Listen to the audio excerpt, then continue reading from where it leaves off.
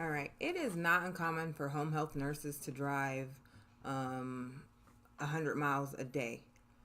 For that reason, if you're going to be doing home health full time, I would suggest you invest, and it will be well worth the investment, to invest in a little bucket car, something that will get you from point A to point B.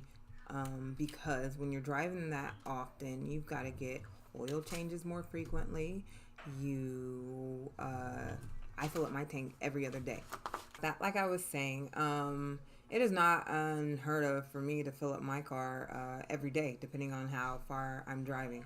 So for that reason, a little bucket car, something cheap, something efficient in gas, will be well worth the investment.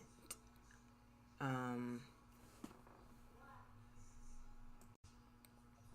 okay, so before last year, we as home health LPNs used to be able to write off all of our expenses. Like you used to be able to write off the mileage you put on your car. You used to write off oil changes. You could write off your cell phone because you've that's a requirement for any home health company. You've got to have a cell phone, a smartphone at that, because a lot of them utilize EMRs, which are electronic medical records that you have to access through the internet. And if you're out in the field, you do that through your phone or through a tablet. So we used to be able to write all those things off.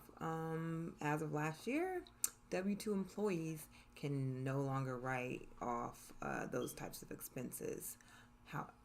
One way around that, I work for a couple companies that employ me as an independent contractor. I am not a W 2 employee. I get a 1099. So I, yeah, I found that's, I don't want to say it's a loophole, because what I'm doing, not that loopholes are illegal, what I'm doing is perfectly legal. I work for a couple of companies that pay me as a 1099 contractor, which means basically I'm independent contractor, I'm self-employed, and I do write off those expenses.